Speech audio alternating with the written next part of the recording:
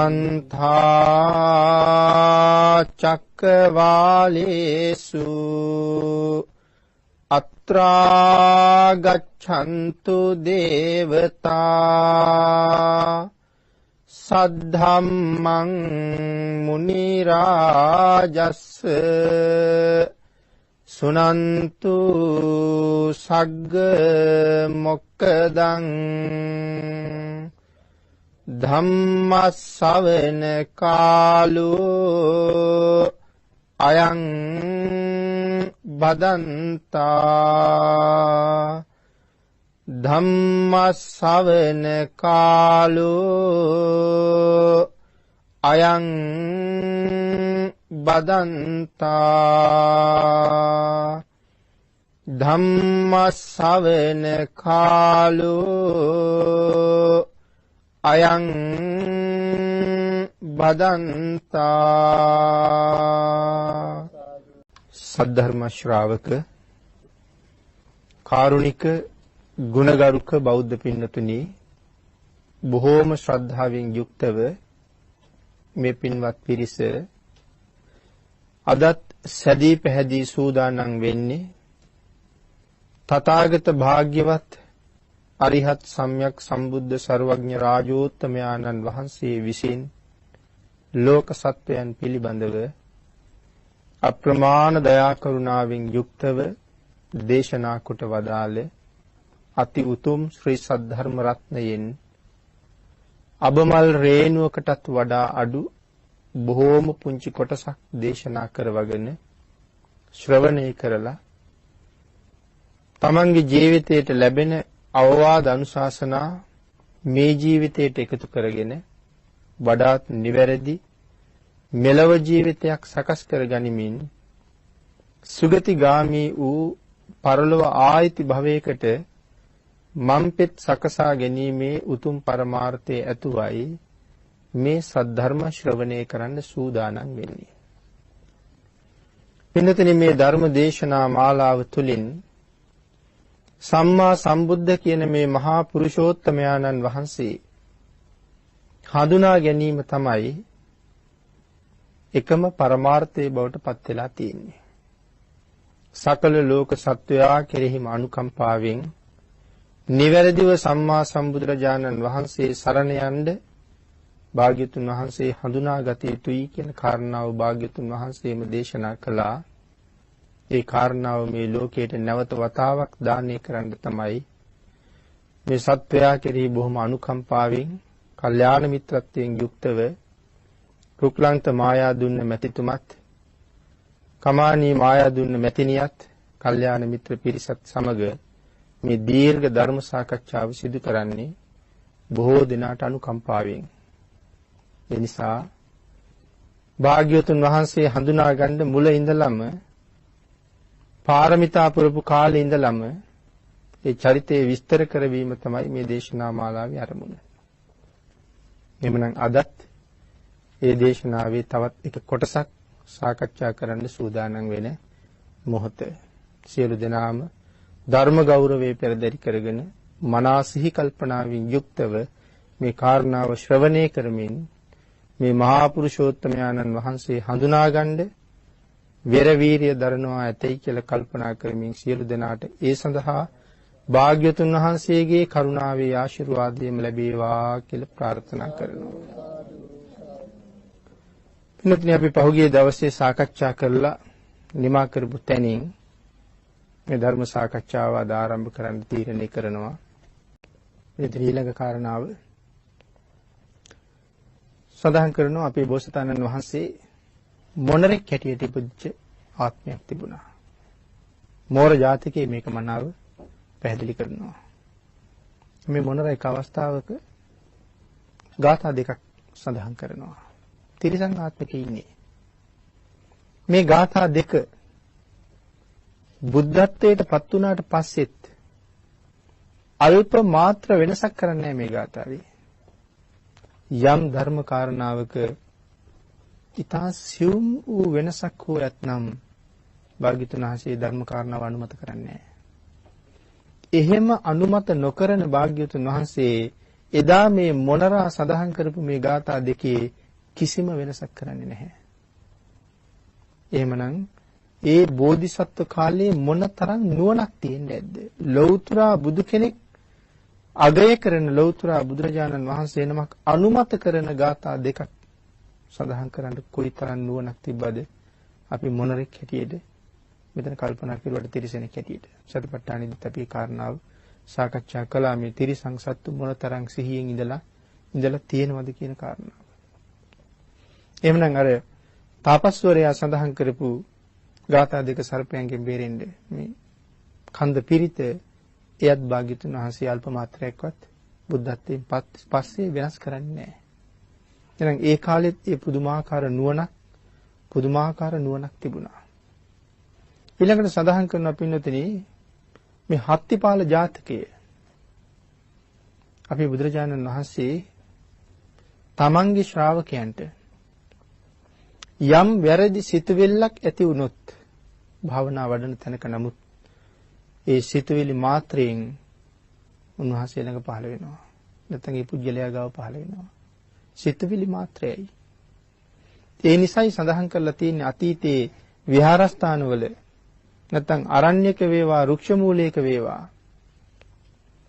මේ ස්වාමින් වහන්සේලා භාවනාවට සූදානම් වෙනකොට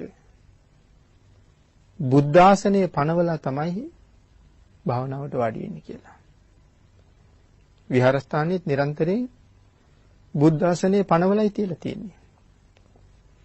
භාග්‍යතුන් වහන්සේ කොයි මොහොතේ වඩීද කියලා දන්නේ නැහැ. ඒ නිසා මහ ඝන කැලෑවේ භාවනා කරන ස්වාමින් වහන්සේලා ඒ වෙලාවේ මුලක් වේවා ගහක මුලක් වෙන්න පුළුවන්. ඒ මුල උඩ හරි ඇතිරිල්ලක් දාලා මේකයි බුද්ධාසනය කියලා පිළියෙල කරලා තියෙනවා. මොකද වැඩියට පස්සේ ආසනයක් පිළියෙල කරන්න වෙලාවක් නැහැ. දැන් මා සොයාගෙන වඩී කියලා ආසන පිළියෙල කරන්න වෙලාවක් නැහැ. ඒ තරම් ඉක්මනට වාග්යතුන් වහන්සේ වඩිනවා. කොයිතරම් දුර හිටියත්. ඒ නිසා ස්වාමින් වහන්සේලා තමන්ගේ සංගල සිවුර දෙපොට සිවුර තුන් සිවුරෙන් දෙපොට සිවුර මේ කැලෑවේ තියෙන වැටිලා තියෙන කොළ මෙලිච්ච කොළ අහුලලා සිවුරට දාලා හොඳට මේක කොට්ටයක් වගේ ඔතලා භාග්‍යතුන් වහන්සේගේ ආසනේ පනවලා තියලා තමයි භාවනා කරන්න පටන් ගන්නේ. මගේ සිතුවිල්ල වැරදුනොත් භාග්‍යතුන් වහන්සේ මං ගාවට එනවා. මං දිහා බලාගෙන ඉන්නේ. අන්න ඒ කාරණාවයි පින්නතුනි සඳහන් කරන්නේ මෙන්න මේ පින්කම කරන පුජ්‍යලියෝ දිහත් භාග්‍යතුන් වහන්සේ බලාගෙන ඉන්නේ. අපි ඕනෑම පින්කමක් කරනකොට භාග්‍යතුන් වහන්සේ පුජ්‍යලිය දිහා බලාගෙන ඉන්නේ.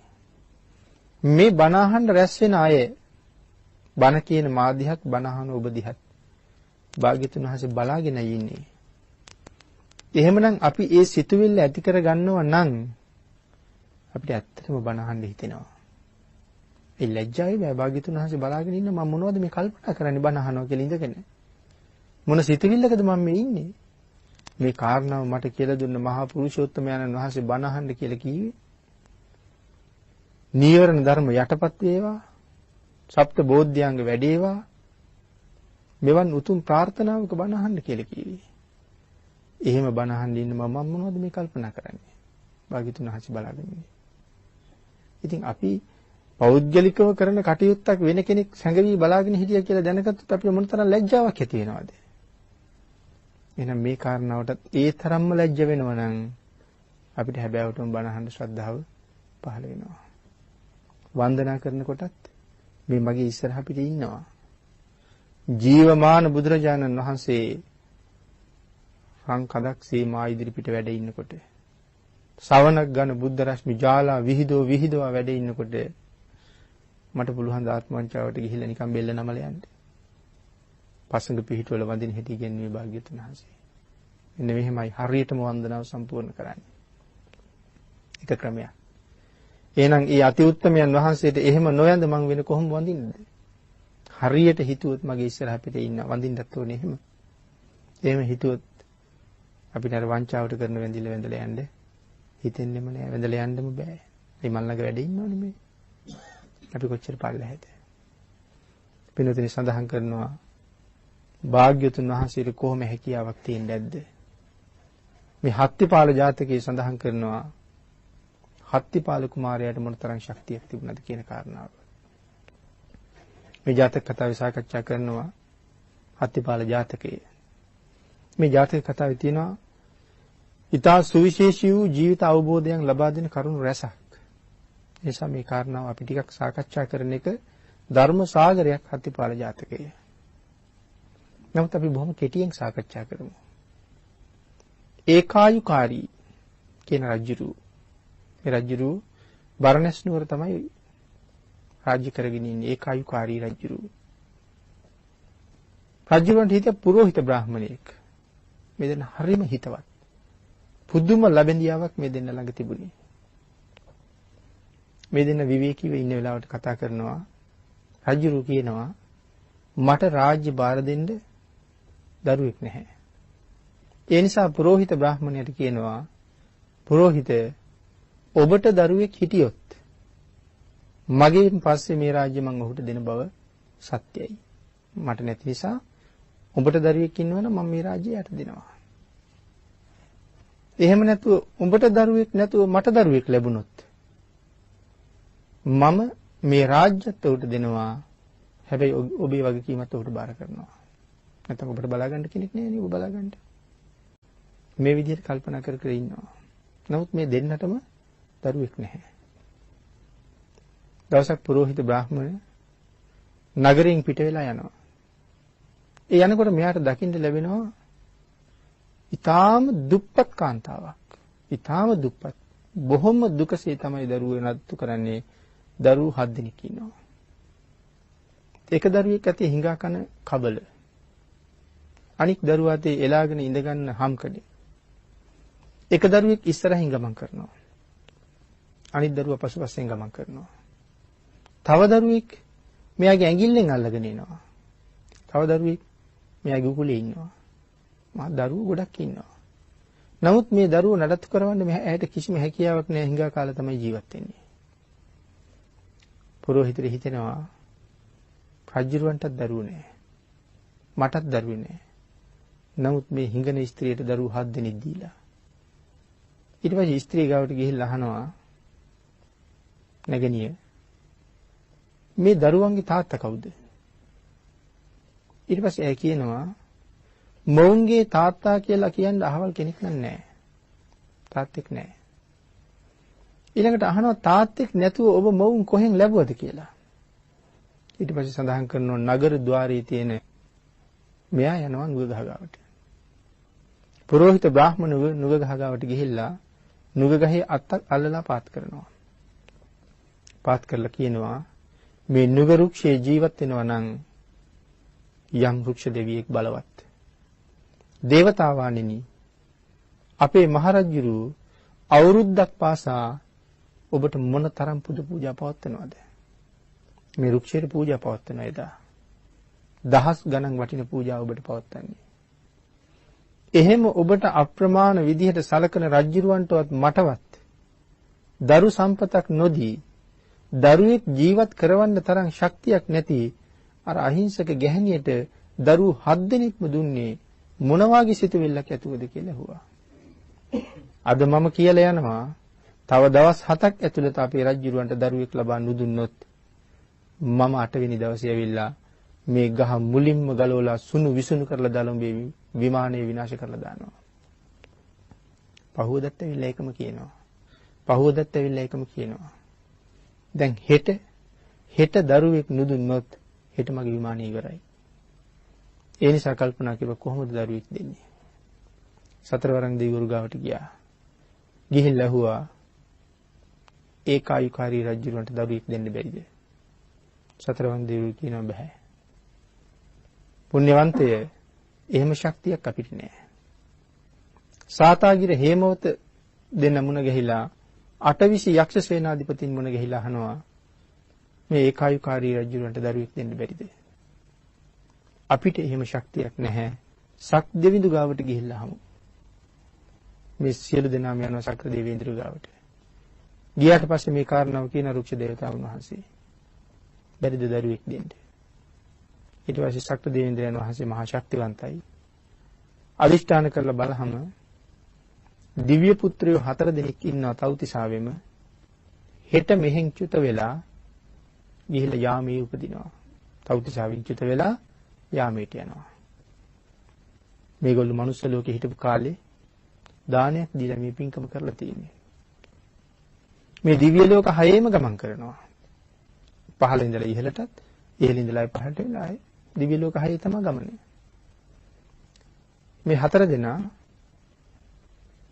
මනුස්ස ලෝකේ ඉන්න කාලේ මේගොල්ලන්ට ආහාරය සඳහා යමක් ලැබෙනවා. එය කොටස් 5කට බෙදලා කොටස් 4ක් භුක්ති විඳලා පස්වෙනි කොටස 4 දෙනාම එකතු වෙලා දානයක් දෙනවා. ආන් ඒකෙන් ලබාගත් කුසලයයි මේ සදෙව්ලොවේ සැරිසරන්නේ. මොනතරම් ශක්තිමත් දානයක්ද. එතන මහ ලොකු දෙයක් දෙන්නේ නැතුව ඇති. නමුත් භාග්‍යතුන් වහන්සේ දේශනා කළා කොහොමද ඒ සම්පූර්ණ කරගත යුත්තේ?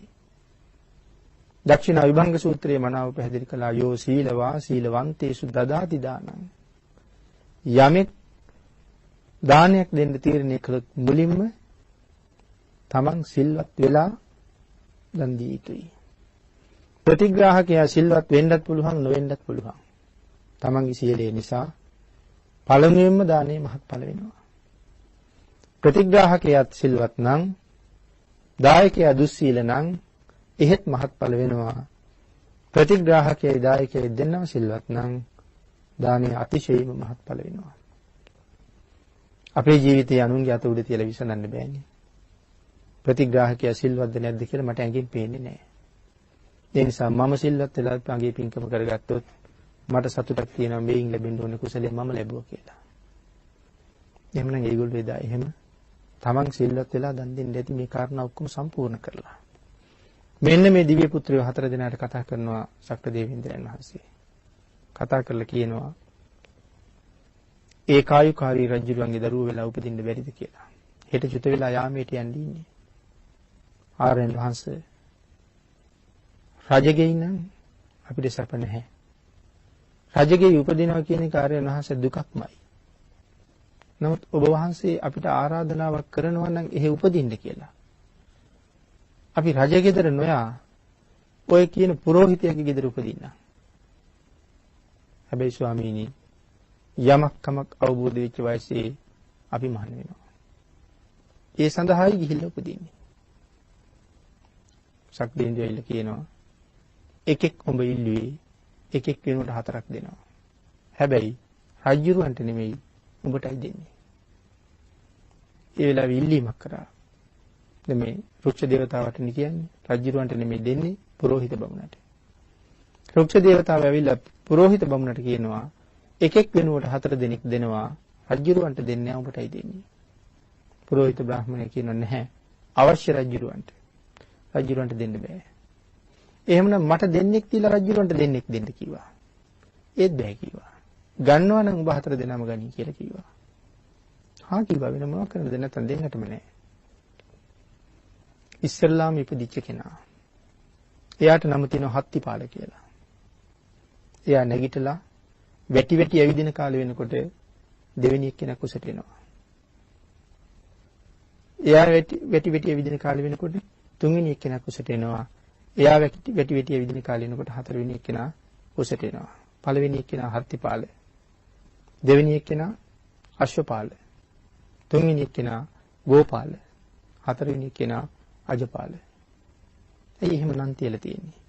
මේගොල්ලෝ මහාන වෙයි කියලා ඉපදුනාට පස්සේ පළවෙනි දරුවා මේ ඇත්තු බලන අයත් එක්ක තිබ්බා. මහාන නොකරන්න. ඒ නිසා හත්තිපාල. අශ්වෝ බලන අයත් එක්ක තිබ්බා අශ්වපාල. ගවයෝ බලන අයත් එක්ක තිබ්බා ගෝපාල.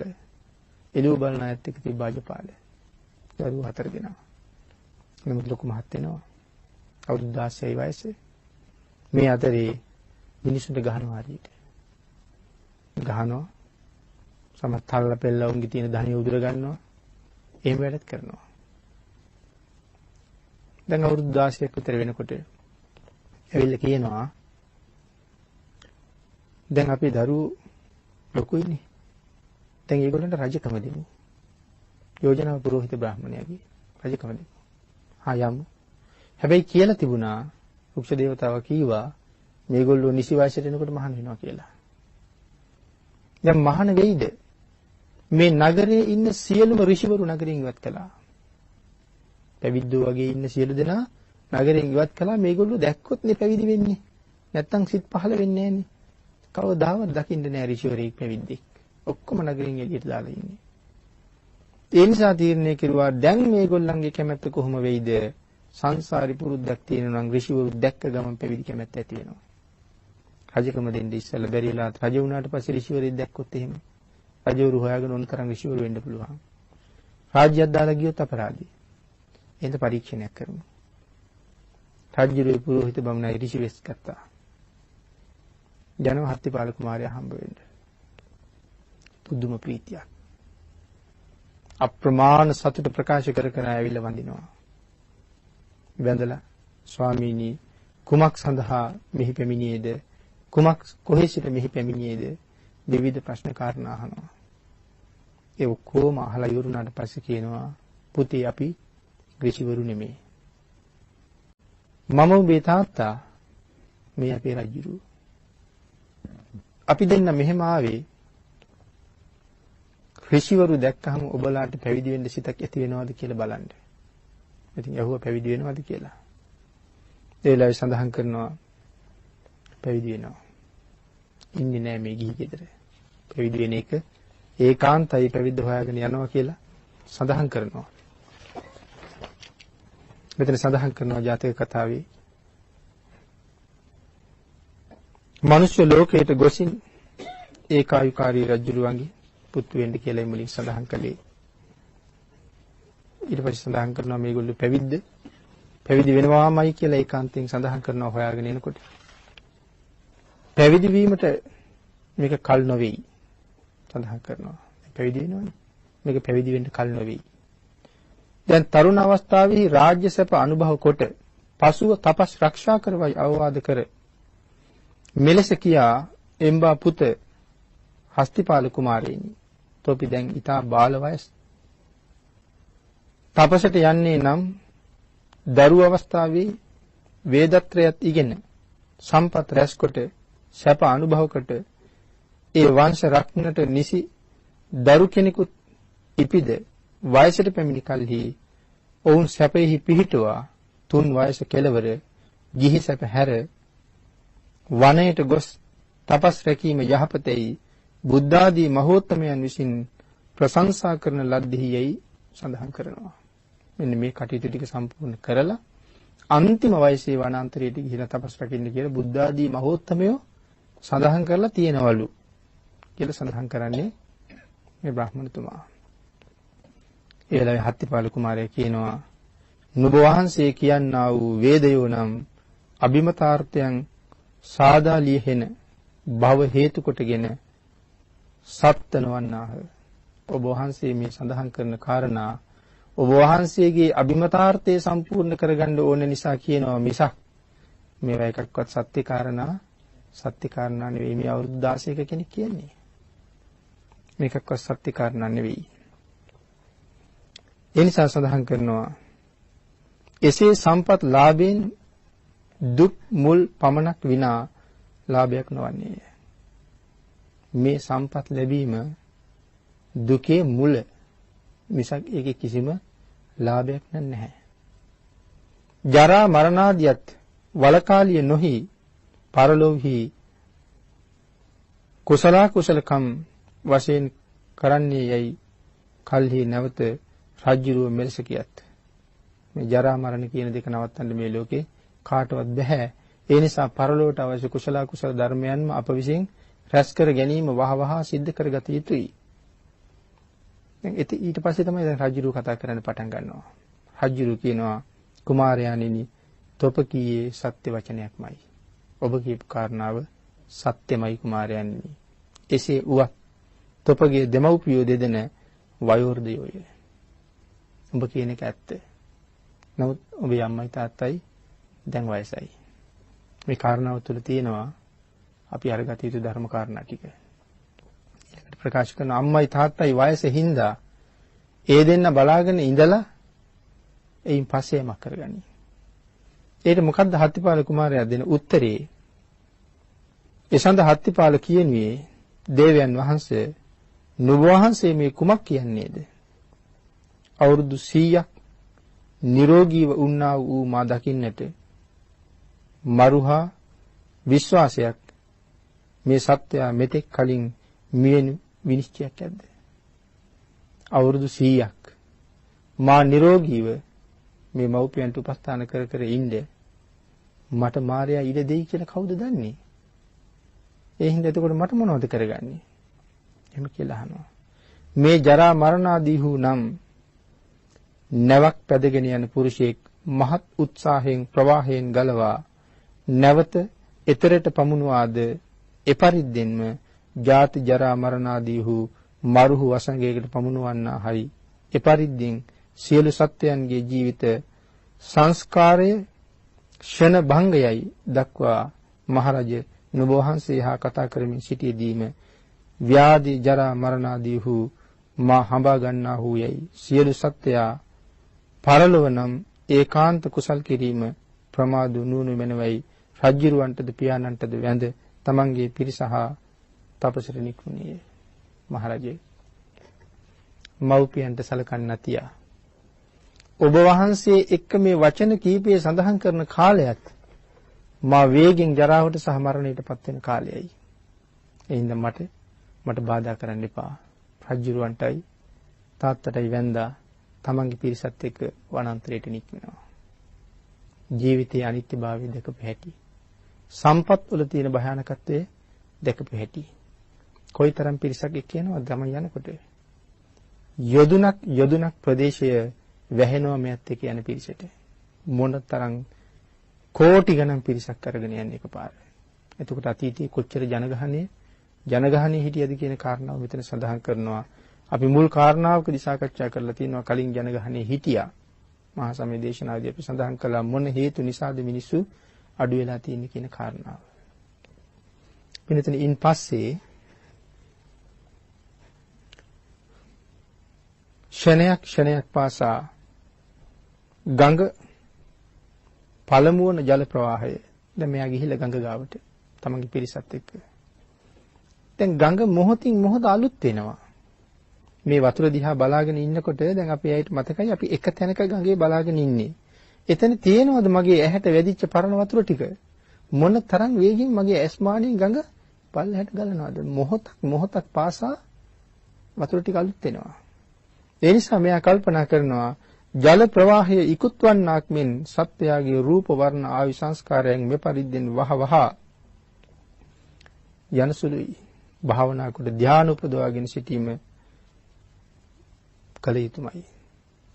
මේ ජල ප්‍රවාහය යම්සේද ගලා බසින්නේ සත්‍යයගේ ආයුෂ ඒ තරම් වේගෙන් ගලා යනවා. නිකං කාලය ගත කරලා බෑ. වහවහ භාවනා කරලා ධ්‍යාන උපදවා ගත යුතුමයි. එහෙම තීරණය කළා. ඉතින් එහෙම තීරණය කළා තමන්ගේ පිරිසත් එක්ක භාවනා කරලා ධ්‍යාන උපදවා ගත්තා. අපි මේ බොහොම කෙටියෙන් මේ කාරණාව සාකච්ඡා කරන්නේ. ඊළඟට ඒ බලාපොරොත්තු සුන් වෙච්ච නිසා රජුරුවත් පුරোহিত බ්‍රාහ්මණයත් යනවා දෙවෙනි පුතා හොයාගෙන. ගිහිල්ලා දෙවෙනි පුතාටත් මේ ආරාධනාවම කළා. එයත් ඍෂිවරු දැක්කට පස්සේ බුදුම සතුටක්. සඳහන් කළා අපි ඍෂිවරු නෙමේ ඔබේ තාත්තයි රජුරුයි අපි දෙන්න. රාජ්‍ය භාර දෙන්න යාවි. පුතා කියනවා පියාණන් වහන්සේ මාගේ වැඩිමහල් සහෝදරයා ඉන්නකොටයි මම හොයාගෙන ආවේ. ඒ වෙලාවේ කියන පුතණුවනි ඔබගේ වැඩිමහල් සහෝදරයාටත් මේ ආරාධනාව කළා.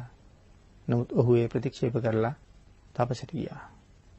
ඒ වෙලාවේ අහනවා පියාණන් වහන්සේ මාගේ බෑයන් දමාපු සේසතින් මට ප්‍රයෝජන නැත.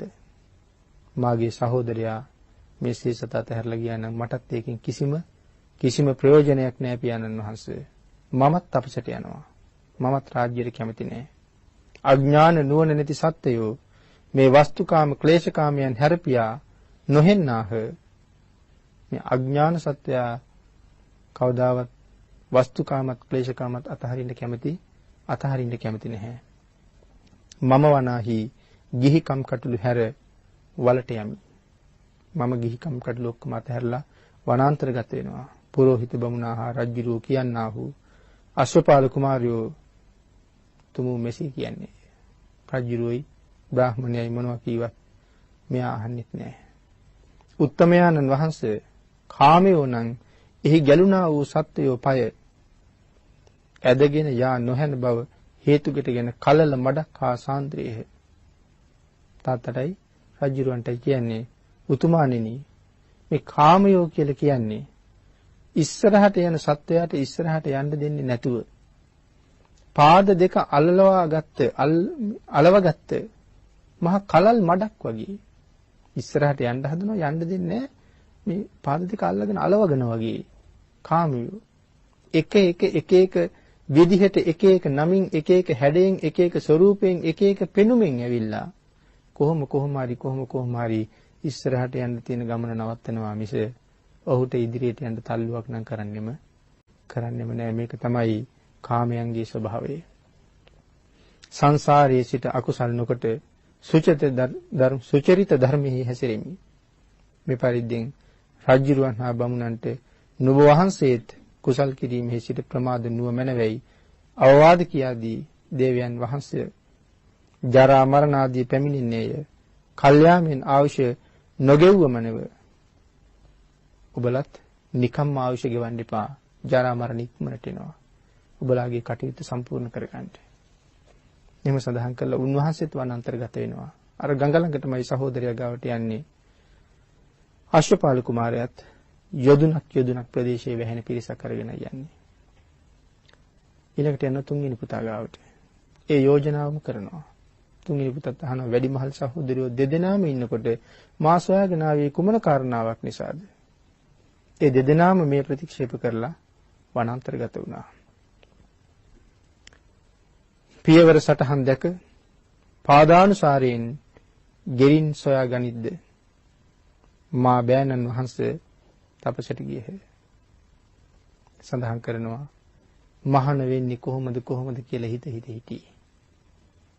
මාගේ බෑයෝ දෙන්නාම තපසට ගිහිල්ලා උදාහරණයක් සඳහන් කරනවා. මෙයා ගෝපාලමනේ හරක් බලන කෙනා තමන්ගේ හරක් නැති වෙච්චාම පියවර සටහන ඔස්සේ ගිහිල්ලා හරක් ටික හොයා ගන්නවා. මහාන වෙන්නේ කොහොමද කියලා පෙරුම් පුර හිටපු මට පාරක් හම්බුණා එතෙන්ට යන්න. තව මොන රජකන්ද? මම යනවා මගේ සහෝදරයෝ ගිහපු දිහා. ඒගොල්ලෝ උන්වහන්සේත් යොදුනක් තරමට පිරිස අරගෙන ගිහිල්ලා එකතු වෙනවා. ඉතින් අර ධර්ම කාරණාත් සඳහන් කරනවා බ්‍රාහ්මණයා කියන්නේ කුමාරයාණෙනි තොපි එක් දෙදවසක් මෙතන්හි රැඳව අපගේ ශෝකේ සංසිඳුවාගත් කල තපසට යව.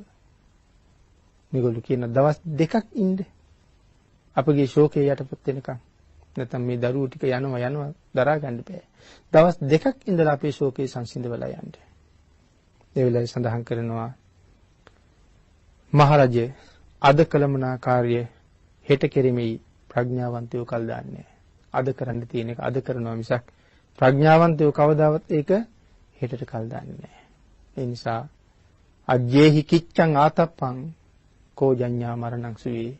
අද කළ යුතුදී අදම කළ යුතුයි. කවුද දන්නේ හෙට මාස හොයාගෙන මරණය එන්නේ නැහැ කියලා.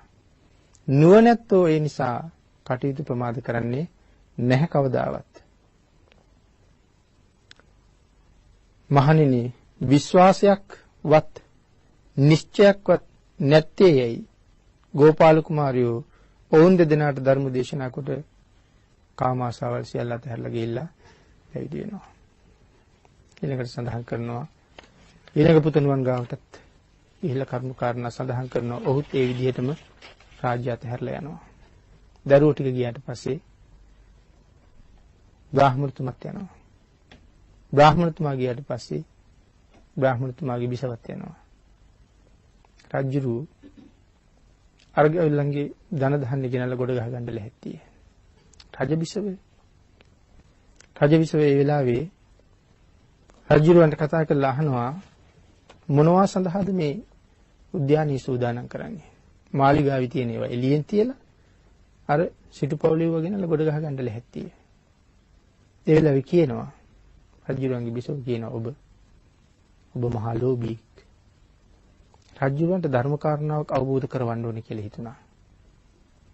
මස් ගොඩක් ගෙනල්ලා ගොඩ ගැහුවා රාජාංගනේ. ගෙනල්ලා දැලකින් ඇහුවා. විශාල මස් ගොඩවල්. ගිජුලිහිණිය වටේම කැරකෙනවා. හරිම වටිනා ධර්ම කාරණා මේවා. නමුත් තා කෙටියෙන් අපි මේ සිහිපත් කරගෙන යන්නේ. දැන් ගිජුලිහිණිය කැරකිලා අර දැලෙන් රිංගලා ගිහිල්ලා මස් කනවා. මස් කාලා ඉවර වෙලා පිට වෙන්න හදනකොට පිට වෙන්න බෑ. දැන් බඩවල් ලොකුයි. දැන් අර කවුළු වලින් රිංගන්න බෑ. ඒ නිසා නුවණ තියෙන අය කාපුවා එතන වමාරනවා. වමාරලා දැලෙන් රිංගලා යනවා. නැත්තම් මේක ඇතුලේ මැරෙන්න වෙනවා. නුවණ නැති අය හොඳට බඩ පුරා කාලා යන්න බැරුව දැලිය එල්ලිලා ඉන්නවා. ඒ වෙලාවේ මේ දැලේ එල්ලිලා වැටිච්ච ගිජුලිහිණියෙක් අල්ලගෙන ගිහිල්ලා රජුරවන්ට පෙන්නලා කාරණාව කියනවා රාජවිද්‍යානේ බලන්න. රාජාංගණයට වෙලා තියෙන දේ. බලලා කියනවා මේ කාලා දැලින් රිංග ගන්න බෑ. වැටිලා. මේ කට්ටියගේ හිටියා ඥානවන්තයෝ. උන් කාලා බලහම යන්න බෑ. කාපු ඔක්කොම වමාරලා උන් රිංගලා ගියා. මහරජේ ඔබ මොකද්ද කරන්න හදන්නේ? දරුවෝ 4 දෙනාම ගිහිල්ලා. අම්මත් ගිහිල්ලා තාත්තත් ගිහිල්ලා. තමන්ගේ කෝටි ප්‍රකෝටි ගණන් ධන සම්පත් දැසි දස්සු ගව මහිසාදීන් අලි ඇත්තු සේරම අලිය මෙහෙලු කෙලපිඩක් සියත හැරලා දාලා ගිහිල්ලා. ඒගොල්ලෝ සංසාරි කාමාශාවල් ඔක්කොම වමාරලා ගිහිල්ලා. ඔබතුමා ලැහැත්තියේ ඒගොල්ලෝ වමාරපු දේවල් කණ්ඩේ. මේකද ජීවිතේ? මේක ඇහුවට පස්සේ රජුලන්ට බොහොම ලැජ්ජ හිතුණා. තේරුණා තමන්ගේ අඩුපාඩුව. රජුරුවත් ඒ ධර්ම කාරණාව ඔස්සේ රජු ගිහිලා පැවිදිනවා. රජබිසවත් ගිහිලා පැවිදිනවා. විශාල පිරිසක් යොදුන් 36ක පමණ විශාල පිරිසක්. මේ සියලු දෙනාට මහත්පාල කුමාරයා මේගොල්ලෝ එනකොට අහසට නැගලා බණ කියනවා. පළවෙනි මල්ලි, දෙවෙනි මල්ලි, තුන්වෙනි මල්ලි එනකොට බණ කියනවා. තාත්තා එනකොටත් බණ කියනවා, අම්මා එනකොටත් බණ කියනවා. රජුරු එනකොටත් බණ කියනවා, රජබිසව එනකොටත් බණ කියනවා. මේ රාජ්‍ය පාළු වෙලා දකින්නකොට මේගොල්ලෝ මේ තරම් සැප සම්පත් අතහැරලා ගිහිල්ලා තියෙන්නේ තපස එහෙමනම් කොච්චර සැපයක්ද? රජ සැපයට වඩා තපස සැපයි. ඒගොල්ලෝ කියනවා ඒ සියලු දෙනාටම අහසට පැනගෙන නැගබන කියනවා. යොදු 36ක පමණ පැතිරලා ඉන්න තමන්ගේ මේ විශාල ශ්‍රාවක පිරිසත් එක්ක හිමාලයට යනවා. සඳහන් කරනවා ඒ අය මේ ධානා භාවනා වඩනකොට යම් කාම සිතුවිල්ලක් ඇති වුණොත් මේ යොදුන් 36ක පැතිරලා ඉන්න පිරිසට ඒ සිතුවිල්ල ඇති වෙන සැනින් හත්තිපාල කුමාරයා එතෙන්ට යනවා කියලා. හරියට නිකන් පහළ වෙනවා වගේ යනවා. එහෙම ගිහිල්ලා කාරණාව කියලා දෙනවා වැරදුනා. කාමයන් ගිනි අඟුරුසේය. කාමයන් හැරදමා සසරින් එතර යන්න කටයුතු කරන්න. හත්තිපාල කුමාරයාට එහෙම කරන්න පුළුවන් නම් සම්මා සම්බුද්ධත්වයේ ලැබුවට පස්සේ කෝටි ලක්ෂයක් සක්වලක ආඥාව පැතුරුවා කියන එක උන්වහන්සේට මහලුකු දෙයක් නෙමෙයි. තමන්ගේ ශ්‍රාවකයෝ හොයාගෙන වැරදි සිතුවිල්ල ඇති වෙන මාත්‍රයෙන් එතෙන්ට වඩිනවා කියන කාරණාව කොයිතරම් තියුණු ගැඹුරු තැනක තියෙන කාරණාවක්ද? හත්තිපාල කුමාරයාට මෙහෙම කරන්න පුළුවන් නම්. එහෙනම් මෙතන සඳහන් කරන මේ ඡන්දතාවය එහෙනම් කොහොම තියෙන්නේ ඇද්ද? ඊළඟට ප්‍රඥාව ගැන විදුර ජාතකයේ, කුස ජාතකයේ, උම්මග්ග ජාතකයේ ප්‍රඥාව ගැන සඳහන් කරනවා. කුස රජු මේ ජාතක කතා සියල්ලම අධ්‍යයනය කරන්න ඕනේ. ජාතක කතා කියන්නේ ඊටාම ගැඹුරු තැනක තියෙන දේවල්. සරලයි වගේ පේනවා. විතක හිතනවා අභිධර්මයටත් වඩා ගැඹුරුද කියලා. ඒ තරම් ගැඹුරු ධර්ම කාරණායි ඉස්මතු කරලා තියෙන්නේ. නමුත් සරලව පේනවා. සරලයි වගේ පේනවා. පුදුම ජීවිත අවබෝධයක් දීලා තියෙන්නේ. නමුත් මේ ඔක්කොම බුදු පියාණන් වහන්සේගේ චරිතයමයි. කුස රජුන්ට මොනතරම් වීරියක් තිබුණද? කොයිතරම් ශක්තියක්, කොයිතරම් දක්ෂතාවයක්. විවාහ වෙන්න බෑ කියලා ප්‍රතික්ෂේප කරන්න බෑ. දෙමව්පියන්ට දෙපාරකට වඩා කියන්නේ බෑ කියලා. බයයි, හිතරිදී කියලා. නමුත් විවාහ වෙන්න බල කරන නිසා, විවාහයෙන් මග අරින්න ඕනේ නිසාම රන්රුවක් හදන්න කියලා රත්තරන් ගෙනහිල්ලා දෙනවා රංකරුවට. රන් රූපේ හැදුවට සකල ශිල්ප කලා ප්‍රගුණ කරපු රංකරුවා. නමුත් රජුරවන්ට ඒ තරම් හිතට මදි මේක මට ඕන හැටියට හැදෙයිද දන්නේ නැහැ. කුස රජුර කවදාවත් තක්ෂලාවක ගිහිල්ලා ඉගෙන ගත්ත කෙනෙක් නෙමෙයි. එතකොට කුස රජුරුත් ඉගෙන ගත්තේ නැත්තම් සිද්ධාර්ථ කුමාරයාට ගුරුවරු හිටියා කියනක මොන විහිළුවක්ද කියලා අපිට හිතෙනවා ප්‍රඥාවක් නැත්තම්. නමුත් තීරණය කරන මාත්‍ර රණ්ඩුවක් හදනවා කියලා. තමන් රත්තරන් රූපයක් හදනවා. හදලා තමන්ගේ කුටිය ඇතුලේ තියලා වහලා තියෙනවා. රංකරුව හදාපු රූපය අරන් එනවා. ස්වාමීනි පිළිරුව අරන් ආවා. මට බලන්න විවෘත කරන්න කිව්වා. සතුටු නෑ කොහොමත් විවෘත කරන්න කලින් දන්නවා මේකෙන් මට සෑහෙන්න බෑ කියලා. විවෘත කළාට පස්සේ කියනවා මං හදාපු පිළිමයකුත් තියෙනවා මගේ කුටිය ඇතුලේ ගිහිල්ලා අරන් එන්න කියලා. දොර ගාවට ගිහිල්ලා බලලා ඇවිල්ලා රංකරුව කියනවා ස්වාමීනි ඇතුලට යන්න මට ලැජ්ජයි වගේ. ඇයි කියලා ඇහුවා. බිසවුන් වහන්සේ ඇතුලේ ඉන්නවා කිව්වා. ඊටස්ගා බිසවක් ඇතුලේ නැහැ. බිසවක් ලබන්න වෙයි කියලා මේ උපායක් ඇතුලේ තියෙන මං හදාපු රූපේ. සකල කලාවන් ප්‍රගුණ කරපු ශිල්පියා රවට්ටන්න තරම් රූපයක් හදන්න කුසරජ්ජුරන්ට පුළුවන් උනේ කාගෙන්වත් ඉගෙනගෙන නෙවෙයි. නමුත් අන්තිමට පබාවති විවාහ කරගන්න සිද්ධ වෙනවා. පබාවති නිසා කුසරජ්ජුරුත් එක්ක යුද්ධෙට එනවා. රජවරු 7 දෙනෙක් එක්කෙනෙක් කෝටිය සේනාව අරගෙන යුද්ධෙට එන්නේ. එක්කෙනෙක් එක කෝටියක් වෙනවා. ඒතකොට කෝටි 7ක් අරගෙන රජවරු 7 දෙනෙක් ඇවිල්ලා තියෙන්නේ. යුද්ධ පිටියට ඇවිල්ලා තමයි පණීඩේ වන්නේ කුසරජ්ජුරුවන්ට යුද්ධයට ආවා අපි කොයි මහලුකු කුසේ. සඳහන් කරනවා කෝටි 7ක් එක්ක යුද්ධ කරන්න කුසරජ්ජුරුව කොහොම එන්න එපාද? නමුත් කුසරජ්ජුරුව එන්නේ තනියම. අහං සීහස්සර කුසරාජා. යුද්ධ පිටියට ඇවිල්ලා තුන් පාරක් සිංහනාද කරනවා. මටයි සිංහ සේනාධිපති කුස කියලා කියන්නේ කෝ යුද්ධයට ආපු අය. සඳහන් කරනවා යුද්ධයක් නෑ කෝටි 7ම හිස් ලූලු අත දීවා කියලා. මොන තරම් වේගෙන් දුවන්න පුළුවන්ද කුසරජ්ජුරන්ට සඳහන් කරනවා රජවරු 7 දෙනා 7 පැත්තට දුවනකොට දුවගෙන ගිහිල්ලා එක්කෙනෙක් අල්ලගෙන ඇවිල්ලා නුවරට ගෙනහිල්ලා ගැට ගහලා බැඳලා එයා බැඳලා තමයි අනික් රජුරු පස්සේ එලවන්නේ. එයා ගෙනල්ලා නුවර ගැට ගහලා තියලා අනික් රජුරු පස්සේ එලවනවා. රජවරු 7 දෙනාම පිළිවෙලින් අල්ලගෙන එල්ල නුවර ගැට ගහනවා. මොන තරම් වේගෙන් දුවන්නේ නැද්ද? පිළිතුරේකට හරි ලස්සන උදාහරණයක් පෙන්වන ජවනහංස ජාතකයේ. අපේ මහ බෝසතාණන් වහන්සේ හංසෙක් වෙලා ඉපදිලා හිටපු ආත්මයක්. ඒ කාරණාවත් අපි බොහොම සරලව සඳහන් කරමු. කොයිතරම් ඒ ජීවිතවල ශක්තිමත්ද කියන්නේ. බර්ණස් රජු රජකම් කරන කාලේ ලක්ෂ ගාණක් හංසයන්ගේ නායකයා වෙලා ඉපදිලා ඉන්නේ. එක දවසක් තමන්ගේ මල්ලිලා දෙන්න හංසයාගේ මල්ලිලා දෙන්න කියනවා අයියන්ඩි අපිට සූර්යයා එක්ක දුවන්න ඕනේ. එපා කිව්වා. සූර්යයා එක්ක දුවන්න බෑ. දෙවෙනි දවසේ ගිහිල්ලා කියනවා අයියන්ඩි සූර්යයා එක්ක දුවන්න ඕනේ. යන්න එපා. ජීවිතේ අකාලේ නැති කරගන්න යන්න එපා ඔය ගමන කිව්වා. තුන්වෙනි දවසේ ගිහිල්ලා ඇහුවා අයියේ සූර්යයා එක්ක දුවන්න ඕනේ. එපා කිව්වා. තීරණය කෙරුවා අපි දෙන්නගේ හයිය අයියා දන්නේ නැහැ. අපි දෙන්න යන්න. දෙන්න ගිහිල්ලා යුගන්ධර පර්වතයේ මුදුනට වෙලා ඉනවා ඉර පායගෙන එනකන්. ඉරත් එක්ක දුවන්නයි ලෑස්තිය. සූර්යයා මොන තරම් වේගෙන් ගමන් කරනවද අපිට හොම් පෙවුනට.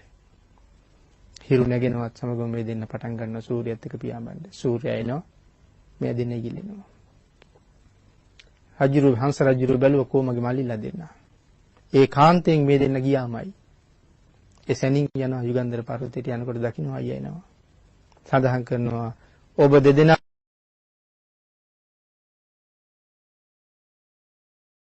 ජීවිතය ගලවා ගැනීම සඳහා මා ආවා කියලා. දැන් සූර්යයා නැගිනවා.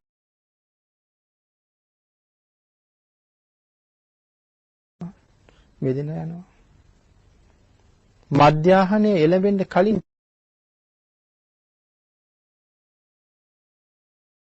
පෙරවරු කාලයේම බාලමල්ලිට සෑහෙන දුර යනකොට තේරෙයි.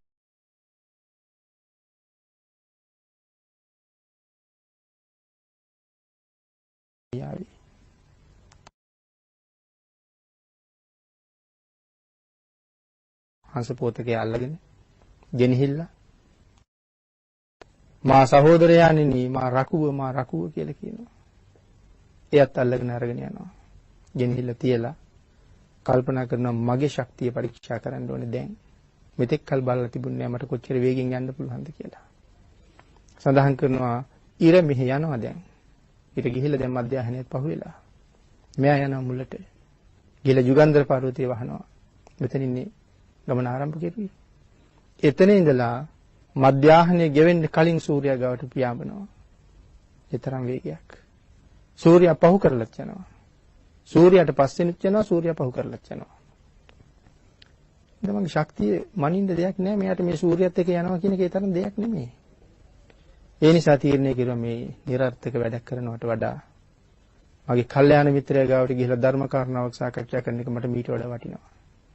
කල්යාණ මිත්‍රයා තමයි බර්ණස් රජුරු. එහි යන්න කලින් සක්වල වටී ගමන් කරනවා කියලා සඳහන් කරනවා.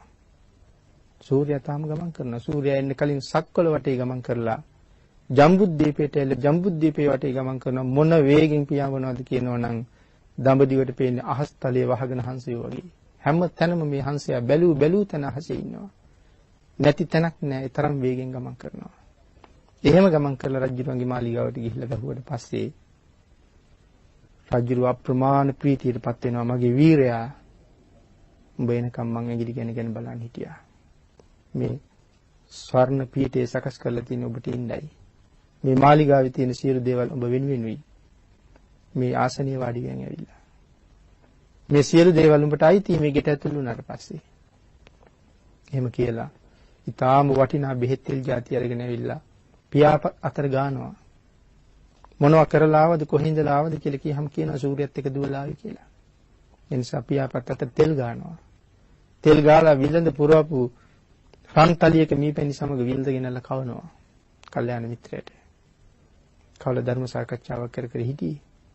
කියනවා කල්යාණ මිත්‍රය ඔබ සූර්යයා එක්ක දූප හැටි මට පෙන්වන්න බෑද? බෑ. ඒක පෙන්වන්න බෑ. ඒක ඔබට පේන්නේ නැහැ පෙන්වුවාට. එහෙනම් මට ඒක උදාහරණයකින් හරි පෙන්වන්න බැරිද කියලා ඇහුවා. එහෙනම් පෙන්වන්න. රාජාංගණයට ගිහිල්ලා ගල් ටැඹක් හිටවලා හංසයා ගල් ටැඹ උඩ වැහුවා. වහලා බෙල්ලේ එල්ලගත්තා මිනි ගෙඩියක්. රජුන්ට කිව්වා වේගී දනුද්දරියෝ එකතු කරන්න කියලා. දිලියක් කොටන එළියෙන් විදින්න ඕන ඉලක්කය 70ක්ම 100 ගාණක් වුණත් මේ ඉලක්කය ගන්නවා විදුලි එළියට ගන්නවා ඉලක්කය තරම් දක්ෂයි. ඒ වගේම වේගෙන් විදිනවා. මෙහෙම දනුද්දරියෝ එකතු කරලා කියනවා මේ සියලු දනුද්දරයන්ට නායක වෙන දනුද්දරියෝ 4 දෙනා ගන්න කියලා. අරගෙන ඒ 4 දෙනා 4 පැත්තට හිටවලා කියනවා ඔබ 4 දෙනා එකපාර ඊතල 4ක් මුදා හරින්න 4 පැත්තට. පුදුම වේගයක් මේගොල්ලන්ගේ වේගය. මහරජ ඒ ඊතල 4 බිම වැටෙන්න කලින් මං අරගෙන එනවා. ඒකයි පෙන්වන්න හදන්නේ දැන් මේ සූර්යයට වඩා දූප හැටි. ඊතලේ මොනතරම් වේගෙන් මේගොල්ලෝ විදිනවද? ඊතල මුදා හරින රජුරන්ට කියනවා මහරජ මායි ගිලෙනවා ඔබට පේන්නේ නැහැ. නමුත් මේ මිනිගිඩිය හඬ ඇහෙනකොට ඔබට දැනෙයි මගේ මිත්‍රයා දැන් මේ පැත්තෙන් යනවා කියලා. ඊතල 4 පැත්තට මුදා හරිනකොට 4 පැත්තටම පියාඹලා ඊතල 4 බිම වැටෙන්න කලින් 4ම ගෙනල්ලා දනුද්දරයන්ගේ පාදමුල තියෙනවා. තියලට හැඹ උඩ වාඩි වෙනවා. එහි පිල්ලම් ගහන කාලයයි යන්නේ. තාසුළු කාලයක් තුල. ඒ වෙලාවේ අප්‍රමාණ ප්‍රීතියටපත් වෙනවා. ප්‍රීතියටපත් වෙලා රජුරන්ගෙන් අහනවා මහරජා දැක්කද මගේ ශක්තිය? දැක්කා. මහරජා මේක මගේ උත්කෘෂ්ඨ වේගය නෙමෙයි. මේක මගේ මධ්‍යම වේගයක් නෙමෙයි. මේක මගේ ඊතා හෙමින් වූ ගමනයි. මගේ වේගවත්ම ගමනක් නෙමෙයි, මධ්‍යස්ථ ගමනක් නෙමෙයි. මේක මගේ ඊතා හෙමින් වූ ගමනයි. උත්කෘෂ්ඨ වේගයවත් මධ්‍යම වේගයවත් ඔබට දැක ගැනීමට කොහොමවත් නැහැ. මේ වේගය දැක ගන්නත් බැරි වෙච්ච හින්දා මිනි ගෙඩියක් කියලා. ඒ වෙලාවේ රජුව අහනවා කල්යාණ මිත්‍රයාණෙනි ඔබටත් වඩා වේගෙන් යන්න පුළුවන් අය මේ ලෝකේ ඉන්නවද? මහරජා ඉන්නවා. මගේ වේගය මොකද්ද මහරජා? මට වඩා වේගෙන් යන අය මේ ලෝකේ තව ඉන්නවා. රජුන්ට පුදුම හිතෙනවා. ඒ වෙලාවේ අහනවා කල්යාණ මිත්‍රය කවුද? මහරජා පුජ්‍යලයාගේ රූප ධර්මයන් ඊට වඩා වේගින් නැසෙනවා. පුජ්‍යලයාගේ ආයු සංස්කාරය ඊට වඩා වේගින් මායя හොයාගෙන ගමන් කරනවා. ආයුෂ ගෙවෙනවා. රූප ධර්ම නැසෙනවා. මගේ වේගයට වඩා 100,000 ගණන් වේගෙන් සත්වයා මරණය කරා ගමන් කරනවා මහරජා. මේ කාරණාව ඇහුවට පස්සේ රජුරන්ට හිතා ගන්න බැරුව යනවා. රජුරු සිහි නැතුව බිම වැටෙනවා. රජුරු බිම වැටෙනකොට සේවකයෝ බය වෙනවා. දුවගෙන ඇවිල්ලා රජුරුවන්ගේ මූණේ වතුර ගාලා ආපහු රජුරන්ට සිහිය අරගත්තා. රජුරු ඒ වෙලාවේ අහනවා කල්යාණ මිත්‍රය මරණය ඒ තරම් වේගෙන් මං හොයාගෙන එනවා නම් ඒ මරණයෙන් මං කොහොම බේරෙන්නද කියලා අහුවා. බය වෙන්න එපා මහරජා. බය වෙන්න එපා. මරණානුස්සතිය භාවනාව වඩන්න. දස රාජධර්මයෙන් යුක්තව රාජ්‍ය කරන්න. දස පුණ්‍ය ක්‍රියා කරන්න. දස පුණ්‍ය ක්‍රියාවෙන් දස කුසල ක්‍රියාවෙන් ජීවිතය ගෙවන්න. මරණානුස්සතිය වඩන්න. දස පුණ්‍ය ක්‍රියාවෙන් ජීවත් වෙන්න. ශක්ති ප්‍රමාණයෙන් දම්පැන් දෙන්න. මහරජා මාරයට බය වෙන්න එපා. අපිට කොච්චර වටීද? මරණානුස්සතිය වඩන්න. දස පුණ්‍ය ක්‍රියා වර්ධනය කරන්න. දස පුණ්‍ය ක්‍රියාව ජීවිතයට එකතු කරන්න. ශක්ති ප්‍රමාණයෙන් දම්පැන් දෙන්න. මාරයට බය වෙන්න එපා. රජුරන්ට හරි සතුටුයි. මේ හංසයාගේ වේගය. තිරිසන් ආත්මයේ එහෙම වේගයක් තිබුණා නම් අපි සඳහන් කරපු කුස රජුරන්ට කොහොම වේගයක් තියෙන්න පාද? කුස රජුරෝ එහෙම වේගවත් නම් ලෞතර බුද්ධ රාජ්‍ය මුදුන්පත් කරගත්තට පස්සේ භාග්‍යවතුන් වහන්සේගේ වේගය මේ ලෝකේ කවුරු හිතන්නේද? ඊරට බෑ, හඳට බෑ, දෙවියන්ට බෑ, බ්‍රහ්මයන්ට බෑ. ඒ වේගය අභිභවනය කරන්න. ඡන්දතා. එහෙනම් එදා බෝධිසත්ව ධර්ම පුරාගෙන යන කාලේ මේ දේවල් තනියම හිතලා කරන්න මොන තරම් ශක්තියක් මොන තරම් හැකියාවක් උන්වහන්සේ තුල තිබුණද? විනතන මේ කාරණා සඳහන් කරනකොට ඒ පුරුෂයන්ගේ වීරිය කෙසේද කියලා සඳහන් කරන්න නැවත කාරණාවක් සඳහන් කරනවා. අපේ රටේ පහළ වෙච්ච දුටුගැමුණු මහරජුණන්ගේ මහයෝධයාගේ ශක්තිය ගැනවත් අපිට හිතන්න බෑ. එතකොට අපි කොහොමද බෝසතාණන් වහන්සේගේ ශක්තිය හිතන්නේ? කවුද දුටුගැමුණු රජුණන්ගේ මහයෝධයා? නන්දි මිත්‍රය. එයා තමයි මහයෝධයා. පුදුමාකාර ශක්තියක් තිබුණේ. කොහොමද මේ ශක්තිය ගත්තේ? කකුසඳ බුදුරජාණන් වහන්සේගේ කාලේ මිනිස්සු භික්ෂුන් වහන්සේ බුද්ධ ප්‍රමුඛ මහා සංඝයාට දන් දෙනවා. කල්පනා කරුවා ඇයි මේ දන් දෙන්නේ? ඇයි මේ කෑම දෙන්නේ? එහෙනම් මෙහෙම කෑම දුන්නාම මොනවා හරි සංසාරයට ලැබෙනවා ඇති. ඇහුවා මේගොල්ලන්ට කෑම දුන්නාම දානි දුන්නාම මොනවද ලැබෙන්නේ කියලා. පින් සිද්ධ වෙනවා කිව්වා. එහෙනම් මාත් දානයක් දෙන්න ඕනේ. එසේ මෙසේ දානයක් නෙමෙයි පින්නතුනි මිත්‍යා දෘෂ්ටියකුත් විඳිනවා මේකෙන්. මෙයා තීරණය කරනවා මම ලේසි දානයක් නෙමෙයි දෙන්නේ. මෙයා ගිහිල්ලා මිලට ගත්ත මුව මස්. මුව මස් මිලට අරගෙන ගෙදර ගෙනල්ලා ඒ මස් තෙලෙන් හැදුවා, කිරට හැදුවා, මිරිසට හැදුවා. මේ හදන්න පුළුවන් හැම ක්‍රමයකටම මේ මස් ව්‍යංජන හැදුවා. එකම මස් විවිධ ක්‍රම වලට හැදුවා. ඉතින් ධර්මයේ සඳහන් කරනවා අඟුරු මස්ය, කටු මස්ය මේ හදාපු හැටි. මෙහෙම හදලා සුවඳ ඇල්හාල් බතක් වෙලා මහරහතන් වහන්සේ නමකට දාන දෙනවා. දෙව්ලොව ඉපදෙන්නේ.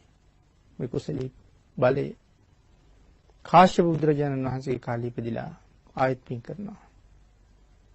ඒත් දන් දෙනවා. අපේ බුදුරජාණන් වහන්සේගේ කාලේ ගෙවිලා භාග්‍යතුන් වහන්සේ පිරිනවම් පාලා මේ රටේ ධර්මයේ ස්ථාපිත කරවලා ධර්මයේ පවතින මේ රටේ කියලා දේශනා කරලා